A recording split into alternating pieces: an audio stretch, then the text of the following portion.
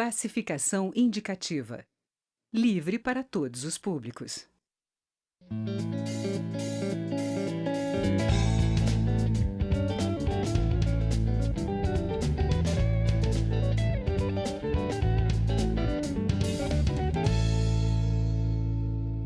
Olá! A fragilidade das urnas eletrônicas sem o voto impresso está em discussão na Câmara dos Deputados. O Supremo Tribunal Federal, o STF, decidiu derrubar o voto impresso nas eleições de 2018. Muitos parlamentares acreditam que é essencial o registro físico do voto para a segurança e transparência do processo eleitoral. E nesta edição do Palavra Aberta, nós vamos conversar sobre a polêmica com o deputado Isalci Lucas, que é do PSDB do Distrito Federal. Eu sou Regina Assunção e o programa tem uma produção conjunta da TV e da Rádio Câmara. Bem-vindo, deputado Isalci. Bom, com essa decisão do Supremo, eu queria saber o que o Congresso ainda pode fazer para que realmente esse voto impresso venha pelo menos para as próximas eleições. Nós aprovamos o voto impresso, foi vetado e o Congresso Nacional derrubou o veto. Portanto, a lei tem que ser aplicada. O TSE condicionou a aplicação da lei em etapas, em 10 anos, parceladamente, coisa que a lei não define isso. Deveria ser já implementada agora em 2018.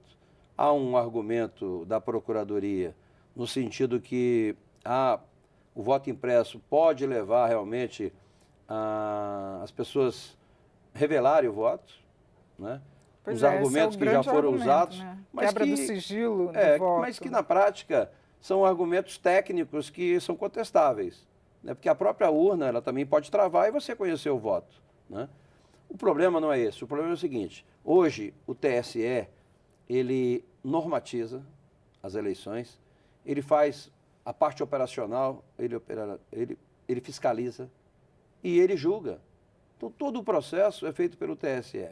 Concentrado, né? E o que a gente percebe hoje é que não é passível de auditoria. Você não pode fazer uma auditoria condicionado àquele que será auditado e dizer, só pode olhar isso, só pode olhar aquilo. Não. A auditoria, quem define os critérios, os parâmetros, é o auditor. E ele não tem acesso, pelo menos a última auditoria que nós pedimos, na última eleição, ela foi condicionada a determinados pontos que não é confiável. Agora, os partidos políticos eles fazem uma fiscalização no dia das eleições. Essa fiscalização teria que ser mais intensificada ou teria que ser feita de uma outra forma? O que a gente já debateu em algumas audiências e vamos ainda fazer outras audiências públicas é que o sistema não é confiável, né? Existe, por exemplo, especialistas em tecnologia das universidades, agora alguns hackers, inclusive alunos da universidade, que durante o processo detectou realmente que o sistema é frágil, né? É possível, você tem hoje garotos, hackers de universidade, que conseguem inclusive, sem ter acesso à urna, mudar o boletim, o BO que chama, né? O boletim da urna, né? BU, né? Então, na medida em que os hackers conseguem fazer alteração no boletim, você fica na dúvida, será que aquele voto que eu dei, ele será contado da forma como eu fiz? Não sei, não é fácil. Se tivesse o voto impresso, você aleatoriamente, que a auditoria você não tem que fazer de todos os equipamentos, mas aleatoriamente você conta, vamos pegar algumas urnas e vamos checar se aquele voto impresso que está ali na urna, né, guardada, lacrada, se ele confere realmente com o resultado do BU, né, do boletim da urna, para verificar realmente a auditagem e ver se não tem isso.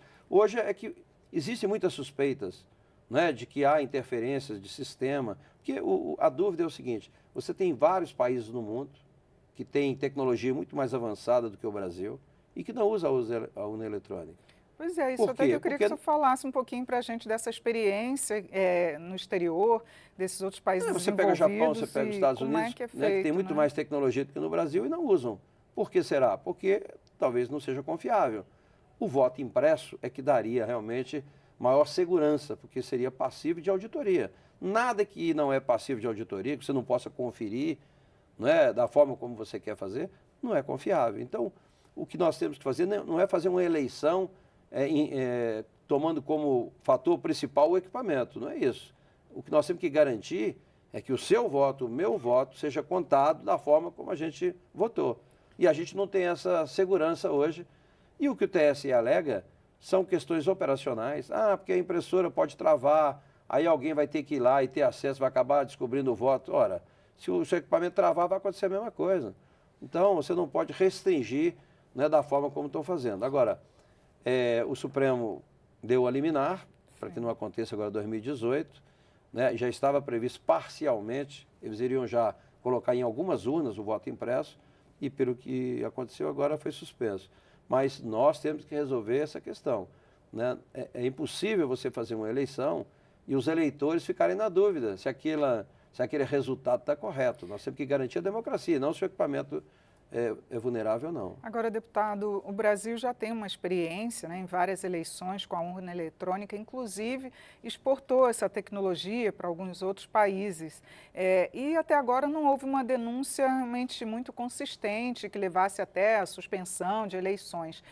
Esse sistema não seria o caso de se observar melhor realmente, já que ele tem dado certo até hoje, de alguma forma não saiu nenhuma denúncia assim grave de que algum equipamento prejudicou uma eleição, né? Não, houve já questionamentos, né? Você teve votação, por exemplo, em determinadas urnas, que era impossível você fazer 10, 15 votações naquele período, naquele tempo que foi colocado, porque você tem a assinatura do eleitor, deslocamento até a urna, a votação, né? Você tem todo um tempo que tem que ser computado. Então tem vários indícios, não estou dizendo que tem.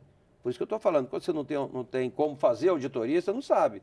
Mas o mais importante é o seguinte, nós temos que dar transparência, confiança, Claro. Né, para que não haja dúvida, porque o principal aqui é garantir a democracia, é garantir o resultado, não é ficar discutindo a questão do equipamento. Então, eu sei que os argumentos usados pelo Ministério foram os mesmos da lei anterior, em função da violação, né, da questão do voto, do segredo do voto, mas a gente precisa, de fato, resolver essa questão. Hoje, há dúvidas se esse resultado, né, se esse voto realmente está sendo computado da forma como o eleitor colocou, né? Deputado, o TSE também argumenta que precisa de mais recursos para poder implantar esse voto impresso. O Congresso definiu recursos no orçamento para o voto impresso também? Olha, a questão orçamentária não é questão do Supremo, é questão do Congresso. Inclusive, está muito claro na lei, né? Você, inclusive, é uma das poucas rubricas que você não pode contingenciar. Aquilo que está no orçamento para a eleição, ele é totalmente executável. Tinha um valor razoável. O problema maior é que o TSE disse que para implantar o voto impresso teria que trocar todos os equipamentos e máquinas novas e que o orçamento era insuficiente. Ora, existem impressoras mais baratas, né, que daria. Aí veio a desculpa, exatamente essa, mas esse tipo de impressora mais barata, ela pode travar, pode dar problema. Então foi uma discussão técnica que não cabe ao TSE. O TSE tem que dizer assim, olha, 250 milhões não é possível, então o Congresso, já que é obrigatório, aumente o orçamento. Mas não cabe a ele dizer que não vai fazer porque não tem orçamento. Então, isso é decisão do Congresso. Como o Congresso é que derrubou o veto, e o Congresso não poderia admitir realmente, não é, que a lei não fosse cumprida, porque nenhuma sentença é discutida, vou parcelar isso em 10 anos, não existe. Né? Lei é para cumprir. Agora, houve esse questionamento, o Supremo suspendeu o artigo, né, do voto impresso, mas esse é um assunto que nós precisamos discutir com seriedade, porque o mais importante é o resultado da eleição, é você garantir a democracia, é você garantir que o seu voto está sendo computado da forma como você escolheu e não ficar na dúvida. Será que aquele voto meu foi para aquele candidato? Hoje você tem dúvida. Por quê? Porque o sistema não é passivo de auditoria. Deputado, muito obrigada por seus esclarecimentos aqui no programa. Eu que agradeço. Eu conversei sobre o voto impresso nas eleições de 2018 com o deputado Isalci Lucas, do PSDB do Distrito Federal. Assista esta e outras edições no site câmara.leg.br/Palavra Aberta. Eu sou Regina Assunção, agradeço a sua audiência. Até a próxima.